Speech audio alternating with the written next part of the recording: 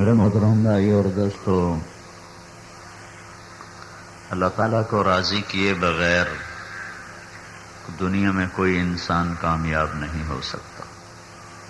یہ 1,24,000 نبیوں کا پیغام ہے کہ اللہ کو راضی کیے بغیر کوئی کامیاب نہیں ہو سکتا۔ دنیا ممکن ہے، ممکن نہیں بلکہ اللہ غیروں کو زیادہ دیتا ہے۔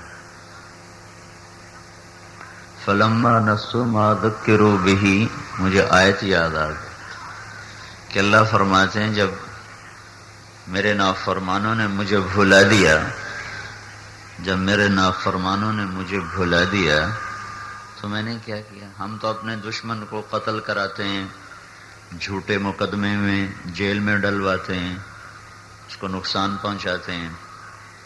اللہ نے کیا کیا؟ سبحان اللہ، فلما نسوا ما ذکروا بہ، جب میرے بندوں نے مجھے بھلا دیا، میرے نافرمانوں نے مجھے بھلا دیا، فتحنا علیہم ابواب کل شیء، میں نے ان کو دنیا بے تحاشا دے دی، تنگ نہیں کی، واپس نہیں لی، اور زیادہ دنیا دے دی، ان کو عزت دے دی، دولت دے دی، سرداری دے دی، بادشاہی دے دی، تجارت دے دی، زراعت دے دی، پیسہ دے دیا۔ عجب بات، یقول الرخاء کل یوم، دھن دولت، ایک اور حدیث یاد آ گئی بڑے زمانے کے بعد۔ دھن دولت، پیسہ، عزت، دولت، شہرت، یہ تین خدا ہیں جو مسلمانوں نے بنائے ہوئے ہیں، وہ گھوٹکی میں رہنے والا ہو یا اسلام آباد میں رہنے والا ہو، تین خداؤں کی پوجا آج دنیا کے سارے انسان کر رہے ہیں، مسلمان بھی کافر بھی۔ عزت، دولت، شہرت، عزت، دولت، شہرت، روزانہ اللہ سے سوال کرتے ہیں این نتوجہ، این اتوجہ، یا اللہ آج میں کہاں جاؤں؟ روز، یا اللہ آج میں کہاں جاؤں؟ تو اللہ کہتا ہے الی اعدائی و اولی معصیتی، گھوٹکی میں جو میرے نافرمان ہیں ان کے گھر چلی جاؤ۔ عزت، دولت، شہرت، نواکل میں میرے جو نافرمان ہیں، سکھر میں، حیدرآباد میں، کراچی میں، ملتان میں، لاہور میں، پنڈی میں، اسلام آباد میں، پشاور میں، جتنے میرے نافرمان ہیں ادھر چلی جاؤ۔ عزت، دولت، شہرت، پوچھ رہی ہے این اتوجہ، میں کہاں جاؤں؟ آج میں کہاں جاؤں؟ تو اللہ فرماتا ہے میرے نافرمانوں کے پاس۔ تیرے نافرمانوں کے پاس کیوں جاؤں یا اللہ؟ کا اعجل لک بہم، ان کی نیکیوں کا بدلہ میں انہیں یہیں دے کے صاف کر دوں۔ اولئک الذین لیس لہم فی الآخرۃ الا النار، آگے موت کے بعد ان کے لیے جہنم کی آگ کے سوا پھر کچھ نہیں ہے۔ تو میرے بھائیو، اللہ کا بھی عجب نظام ہے، جو اس کے باغی بنتے ہیں، جو اس کے نافرمان ہوتے ہیں، ان پر دنیا کے دروازے کھولنے شروع کر دیتا ہے، لیکن ان کے اندر میں تنگیاں ڈال دیتا ہے۔ فَإِنَّ لَهُ مَعِيشَةً ضَنْكَ، ان کے ہاتھ کھلے ہوتے ہیں، ان کے پاس دولت ہوتی ہے، سرمایہ ہوتا ہے، عزت ہوتی ہے، شہرت ہوتی ہے، لیکن ان کے سینے تنگ ہوتے ہیں، ان کی زندگی ویران ہوتی ہے، ان کی زندگی پریشان ہوتی ہے، ان کا اندر گھٹا ہوا ہوتا ہے، ان کے اندر میں بے قراری ہوتی ہے، ان کے اندر میں بے چینی ہوتی ہے، جیسے زخم ہو جائے اور ہر وقت اس میں ایک درد ہوتا ہے، ہر وقت اس میں ایک دکھن رہتی ہے، ایسے ان کی پوری زندگی میں درد، دکھ داخل ہو جاتا ہے۔ من اعرض عن ذکری فإن له معیشة ضنکا، جو مجھے یاد نہیں کرتے میں ان کی زندگیاں تنگ کر دیتا ہوں۔ تنگ، پیسے کی تنگی نہیں دیتا، زندگی تنگ کر دیتا ہے۔ فإن له معیشة ضنکا، میں ان کی زندگی تنگ کر دیتا ہوں۔ اور جو میری مان کے چلتے ہیں فَلَنُحْيِيَنَّهُمْ حَيَاةً طَيِّبَةً، میں ان کو ایک خوبصورت بہترین زندگی عطا کرتا ہوں۔ تو اللہ کا یہ پیغام ہے 1.25 لاکھ نبیوں کے ذریعے سے کہ اگر اللہ کو تم نے راضی کر لیا تو تم کامیاب ہو، اور اگر اللہ کو تم نے ناراض کر لیا تو تم ناکام ہو۔ باقی رہا دنیا کا مال و متاع، تو یہ ساری دنیا اللہ کی نظر میں ایک مچھر کے پر کے برابر نہیں۔ دنیا کی دولت، عزت، شہرت اللہ کی نظر میں ایک ریت کے ذرے کے برابر نہیں ہے۔ دنیا کا اقتدار، یہاں کا عروج، یہاں کی حکومتیں، یہاں کی بلندیاں، یہ ساری اللہ کے نزدیک بے حیثیت، بے قیمت ہیں۔ اللہ اگر ان چیزوں کی کوئی حیثیت ہوتی تو اللہ سب سے زیادہ اپنے محبوب صلی اللہ علیہ وسلم کو دیتا۔ لیکن میں حیران ہوں، اتنا بڑا رسول اور اتنا بڑا حبیب اور محبوب، اور 2 مہینے گھر میں چولہا ہی نہیں جلتا، 3 دن فاقہ ہی چل رہا۔ ایک رات حضرت عائشہ رضی اللہ عنہ کے گھر میں سوئے ہوئے تو لیٹے لیٹے چارپائی پر لٹک گئے۔ چارپائی کی جو لکڑی ہوتی ہے اس کو یہاں پیٹ پر لگایا اور ایسے نیچے ہو گئے، ایسے نیچے یہاں رکھ کر ایسے ہو گئے۔ تو حضرت عائشہ اٹھ کے بیٹھ گئیں، یا رسول اللہ کیا ہوا؟ تو آپ نے فرمایا عائشہ بھوک بڑی لگی ہے،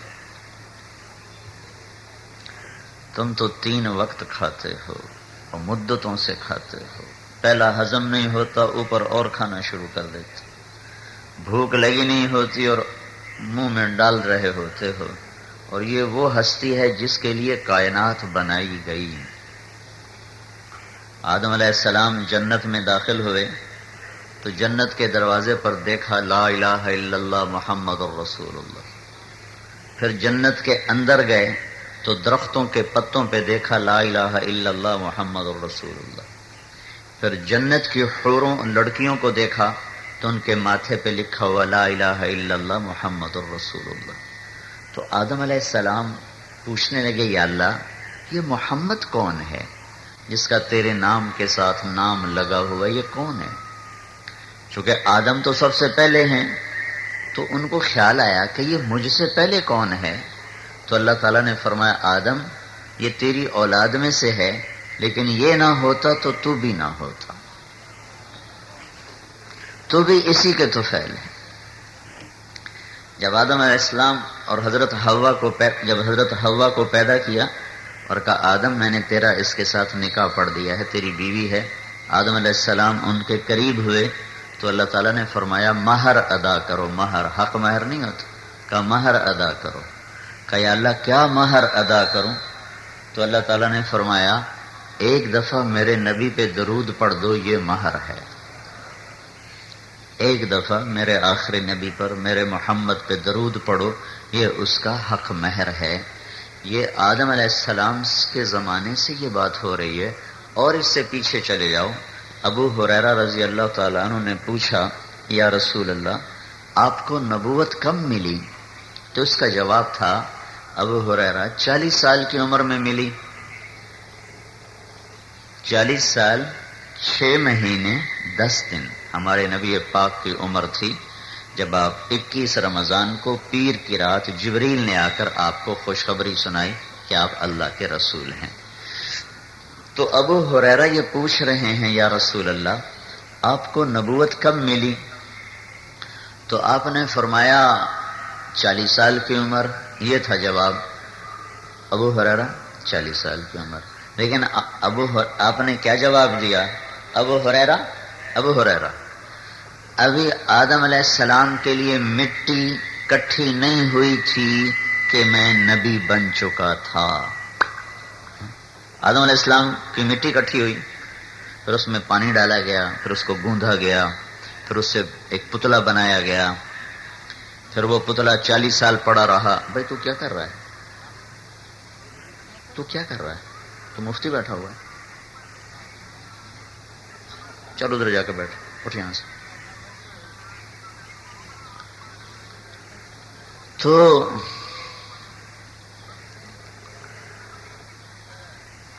آپ نے فرمایا ابو ہریرہ ابھی تو آدم علیہ السلام کی مٹی بھی اکٹھی نہیں ہوئی تھی اور اللہ تعالیٰ مجھے نبی بنا چکے تھے. اتنے بڑی ہستی ہو اور ان کے گھر میں تین دن کا فاقہ ہو. اب تصور تو کرو. میں ساری دنیا پھرا ہوں اور افریقہ کے غریب ملک دیکھے ہیں. ایسے غریب ملک ہیں کہ پاکستان کا سب سے غریب بھی ان کے مقابلے میں امیر ہوگا. ان کو دیکھ کر ایک دم میرے آنسو نکل آئے, میں رونے لگا. ایسے غریب لوگ میں نے دیکھے, لیکن اللہ کی قسم میرا آپ کا نبی ان سے بھی غربت کی زندگی گزار گیا کہ میں نے ایسا غریب کوئی نہیں دیکھا جس کے گھر میں 2 مہینے چولہا نہ جلتا. میں نے ایسا غریب کوئی نہیں دیکھا جو 4 دن روٹی کا لقمہ نہ کھاتا. لیکن میرا نبی آیا ہے. آپ باغ میں گئے, عبداللہ بن عمر ساتھ تھے, تو آپ کھجوریں گری پڑی تھیں, وہ اٹھا کے صاف کر کے کھانے لگے. تو عبداللہ سے فرمایا عبداللہ تو بھی کھا. کہ یا رسول اللہ مجھے بھوک نہیں ہے. تو آپ نے کہا عبداللہ مجھے بھوک لگی ہے, آج 4تھا دن ہے میں نے کچھ نہیں کھایا. آج 4تھا دن ہے میں نے کچھ نہیں کھایا. اللہ اکبر, اللہ اکبر. ہے کون؟ اللہ کا حبیب. حبیب حبیب ہے کون؟ جس کی طفیل یہ کائنات بنی ہے. اور 4 دن گزر چکے ہیں, کھایا کچھ نہیں. اور پھر ارشاد فرمایا عبداللہ ایک دن آئے گا میری امت کے گھر میں سال کا رزق پڑا ہوگا, پھر بھی کہیں گے ہائے بھوکے نہ مر جائیں, بھوکے نہ مر جائیں. اور سنو میں کل کے لیے کچھ جمع نہیں کروں گا اور کل کے لیے کوئی خزانہ نہیں چھوڑوں گا. میں خالی ہاتھ آیا خالی چلا جاؤں گا. پتہ چلا حضرت فاطمہ بیمار ہیں, سب سے محبوب بیٹی ہیں. 4 بیٹیوں میں سب سے چھوٹی ہیں. 3 بیٹیاں تو آپ کے سامنے فوت ہو گئی. سب سے پہلے حضرت رقیہ فوت ہوئی, پھر حضرت زینب فوت ہوئی, پھر ام کلثوم فوت ہوئی رضی اللہ عنہن. 4تھی بیٹی فاطمہ ہیں, وہ سب سے آخر میں آپ کی وفات کے 6 مہینے بعد ان کا انتقال ہوا. تو حضرت فاطمہ سے بڑی محبت تھی. حضرت فاطمہ رضی اللہ عنہا آپ کے ہم شکل تھی. حضرت فاطمہ رضی اللہ تعالیٰ عنہ کی چال اللہ کے نبی کے چال کے مشابہ تھی. اللہ کے نبی جب سفر پہ جاتے تھے تو سب سے بیویوں سے ملتے تھے اور سب سے آخر میں حضرت فاطمہ سے ملتے تھے تاکہ جدائی کا وقت تھوڑا ہو. جب واپس آتے تھے تو سب سے پہلے اپنی بیٹی فاطمہ سے ملتے تھے, پھر باقی بیویوں سے ملاقات فرماتے تھے. تو جو ایسی محبوب بیٹی ہو اس کے لیے تو ہر وقت آدمی کوشش کرتا ہے خزانے جمع کر دو. پتہ چلا میری بیٹی بیمار ہے, تو ان کا حال پوچھنے گئے تو ان سے دروازے پر دستک دے کر فرمایا بیٹی میں تیرا باپ اندر آ سکتا ہوں؟ میرے ساتھ ایک اور آدمی بھی ہے, عمران بن حسین, ایک بڑے عرب سردار تھے. تو حضرت فاطمہ رضی اللہ تعالی عنہ نے اندر سے جواب دیا یا رسول اللہ میرے گھر میں تو چادر کوئی نہیں میں جس سے پردہ کر لوں. یہ میں نے اوپر بھی چادر لی ہوئی ہے, ادھر کمبل میرے اوپر پڑا ہوا ہے, ادھر آگے رومال بچھے پڑے ہیں, ادھر قالین بچھے پڑے ہیں. اور 2 جہان کے سردار کی بیٹی اور جنت کی عورتوں کی سردار کہہ رہی ہیں یا رسول اللہ چادر کوئی نہیں, پردہ کس چیز سے کروں؟ ایک غیر آپ کے ساتھ آ رہا ہے. تو آپ نے اپنے کندھے کی چادر اتاری اور ایسے دروازے میں آگے کر دی, تو بیٹی میری چادر سے پردہ کر لو. تو نے اپنے جسم کو لپیٹا, سر کو منہ کو لپیٹا, ایسے کر کے. تو اللہ کے نبی اندر آئے تو پوچھا بیٹی میں نے سنا تھا تو بیمار ہے, میں تیرا حال پوچھنے آیا. تو اللہ کے نبی کے کندھے پہ سر رکھ دیا اور رونے لگی اور عرض کی یا رسول اللہ بھوک بھی ہے, صرف بیماری نہیں ہے, بھوک بھی ہے, کھانے کو بھی کچھ نہیں ہے،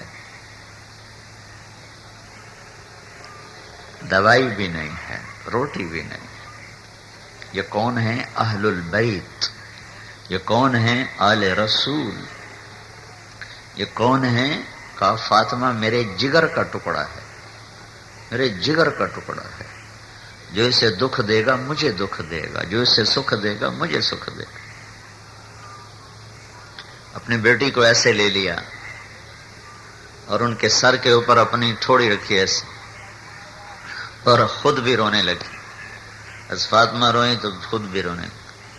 طائف میں پتھر کھائے، احد میں دانت توڑوائے، پر آنسو نہیں نکلا۔ بیٹی کے آنسو نے پگھلا دیا، رلا دیا۔ یوں گلے یوں ہاتھوں میں لے کر رونے لگے، اور آپ کے آنسو ایسے گرنے لگے، ٹپ ٹپ ٹپ ٹپ ٹپ ٹپ۔ حضرت علی کو بلا کے مقدمہ نہیں قائم کیا تو میری بیٹی کو روٹی نہیں کھلاتا، بلکہ یوں فرمایا میری بچی، میری بیٹی فاطمہ نہ رو، والذی بعث اباک بالحق، اس ذات کی قسم جس نے تیرے باپ کو سچا نبی بنایا ہے، ما ذقت من ثلاثۃ ایام، 3 دن گزر چکے میں نے کچھ نہیں کھایا۔ ہائے ہائے تم 3 دن گزر چکے میں نے کچھ نہیں کھایا۔ پھر ارشاد فرمایا میری بیٹی، میرے رب نے مجھے فرمایا تھا کہ میرے محبوب اگر تو کہے تو میں احد پہاڑ سونا بنا دوں، اگر تو کہے تو میں عرب کے پہاڑ سونا بنا دوں، عرب کے پہاڑ تیرے ساتھ ساتھ چلیں، جدھر تو چلے تیرے ساتھ چلیں۔ تو میں نے کہا یا اللہ مجھے بادشاہی نہیں چاہیے، مجھے فقیری چاہیے، اجوع یوما و اشبع یوما، بھوکا بھی رہوں گا کھانا بھی کھاؤں گا، تو دے گا تو شکر کروں گا، تو نہیں دے گا تو صبر کروں گا۔ پھر فرمایا میری بیٹی فاطمہ تجھے مبارک ہو، اللہ نے تجھے جنت کی عورتوں کا سردار بنا دیا ہے۔ یہ سرداری زیور پہن کے نہیں ملی، چوڑیاں پہن کے نہیں ملی، یہ سرداری ریشمی کپڑے پہن کے نہیں ملی، یہ سرداری بھوک پیاس برداشت کر کے ملی ہے، دکھ درد سہ کے ملی ہے۔ میرے بھائیوں، اللہ کو راضی کرنے والا کامیاب ہے اور اللہ کو ناراض کرنے والا ناکام ہے۔ دنیا آنی جانی ہے اور فانی ہے۔ یہ اللہ تعالیٰ نے ظالم کو بھی دی ہے، نیک کو بھی دی ہے، اچھے کو بھی رزق دیتا ہے، برے کو بھی دیتا ہے، یہ کوئی بڑا مسئلہ نہیں ہے۔ ہاں مجھ سے راضی ہے کہ نہیں ہے، مجھ سے راضی ہے تو میں کامیاب ہوں، مجھ سے ناراض ہے تو میں ناکام ہوں۔ یہ بات 1.25 نبیوں کا پیغام ہے، یہ بات حضرت محمد صلی اللہ علیہ وسلم کا گھوٹکی والوں کے نام پیغام ہے کہ اس آسمان والے کو راضی کرو۔ اگر اپنی دنیا بنانا چاہتے ہو، اگر اپنی آخرت بنانا چاہتے ہو، آسمان والے کو راضی کرو، پھر چاہے بادشاہ بن جاؤ، صدر وزیر بن جاؤ، سیاستدان بن جاؤ، تاجر بن جاؤ، سردار بن جاؤ، رعایا بن جاؤ، اس سے کوئی فرق نہیں پڑتا۔ ہاں اللہ کو راضی کر لو، اللہ کو ساتھ لے لو۔ اللہ کو ناراض کر کے تمہیں کچھ نہیں ملا، تم ہار گئے، تم ہار گئے، تم ہار گئے۔ اور اگر اللہ راضی ہو گیا تو تم جیت گئے، تم جیت گئے، تم جیت گئے۔ 2 باپ بیٹا ہیں جن سے اللہ نے قرآن میں براہ راست بات کی ہے، اور دنیا میں آج تک کوئی باپ بیٹا ایسا نہیں جن سے اللہ نے خود بات کی ہو۔ ایک زکریا ہیں، ایک یحییٰ ہیں۔ ایسے محبوب ہیں کہ اللہ تعالیٰ نے کاف ہا یا عین صاد ذکر رحمت ربک عبدہ زکریا اذ نادى ربه نداء خفیا قال رب انی وهن العظم منی واشتعل الرأس شیبا ولم أكن بدعائك رب شقيا وإني خفت الموالي من ورائي وكانت امرأتي عاقرا فهب لي من لدنك وليا يرثني ويرث من آل يعقوب واجعله رب رضيا يا زكريا إنا نبشرك بغلام اسمه يحيى لم نجعل له من قبل سميا. یہ ہمیں اللہ تعالیٰ نے سورہ مریم ساری زکریا علیہ السلام کی دعا سے شروع کی ہے، اور زکریا اللہ سے بات کر رہے ہیں اور زکریا کو اللہ جواب دے رہے ہیں یا زکریا. کتنی بڑی عزت ہے کہ اللہ پکارے اے زکریا میں تجھے بیٹے کی بشارت دیتا ہوں.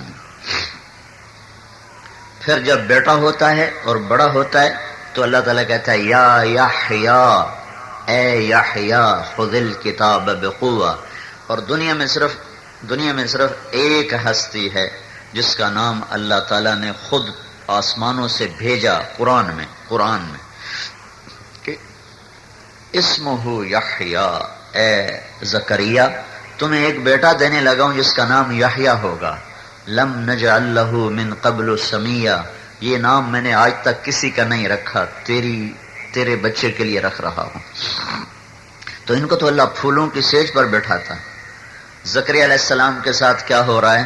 ہوئے سر کے اوپر آرا رکھا ہوا ہے یہودیوں نے اور ایسے چیر رہے ہیں جیسے لکڑی کو چیرا جاتا ہے. اور نبی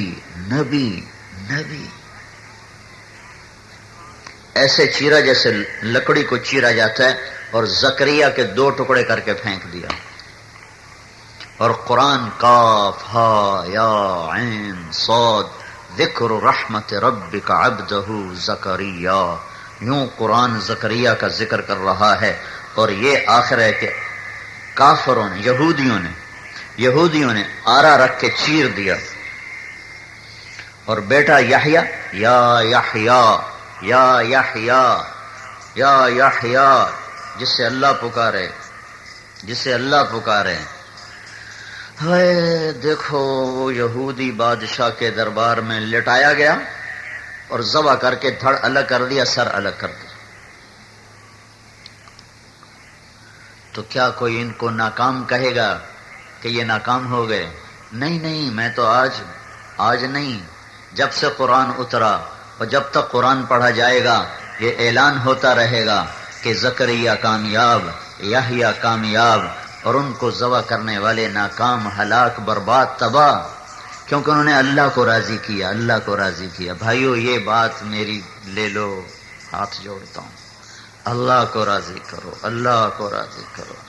تم نے پتہ نہیں کن کو راضی کرنے کی قسمیں اٹھائی ہوئی ہیں، کن کے پیچھے دوڑتے ہو، بھاگتے ہو. اللہ کی دوڑ لگاؤ. تمہاری ہار بھی جیت ہے، تمہاری جیت بھی جیت ہے، تمہاری گمنامی بھی شہرت ہے، تمہاری شہرت بھی شہرت ہے. اللہ کو اپنے ساتھ لے لو. یہی کربلا کا فلسفہ ہے کہ اہل البیت آل الرسول ایک کر کے ذبح ہوتے گئے. ایک بولنا تھا کہ میں یزید کے ہاتھ پر بیعت کرتا ہوں. یہ سارے سیاستدانوں کو پیغام ہے کہ حکومت پہ بک نہ جانا، M P A M N A پہ اپنا ایمان نہ بیچ دینا، وزیر بننے کے لیے ایمان کا سودا نہ کر دینا، سردار بننے کے لیے اپنی غیرت کو نہ دفن کر دینا، اپنے اللہ کو نہ ناراض کر دینا. کہ یہ وہ ہستیاں ہیں کہ اگر وہ کہہ بھی دیتے کہ یزید میں تیرے ہاتھ پر بیعت کرتا ہوں تو بھی ان کی جنت میں کوئی فرق نہیں پڑنا تھا. ہم سخت سردی میں بیٹھے ہوئے اللہ کی بات سن رہے ہیں، آپ بھی ٹھنڈ، اور میرے سر میں بہت سخت درد ہے، میں بڑی مشکل سے بول رہا ہوں. تو لیکن مجھے نہیں پتا، وہ ذوالجلال جانتا ہے، مجھے نہیں پتا، وہ دیکھ رہا ہے، وہ سن رہا ہے، لیکن اللہ کی قسم میں کہتا ہوں مجھے نہیں پتا کہ میرا اس تکلیف میں بولنا قبول ہے کہ نہیں ہے.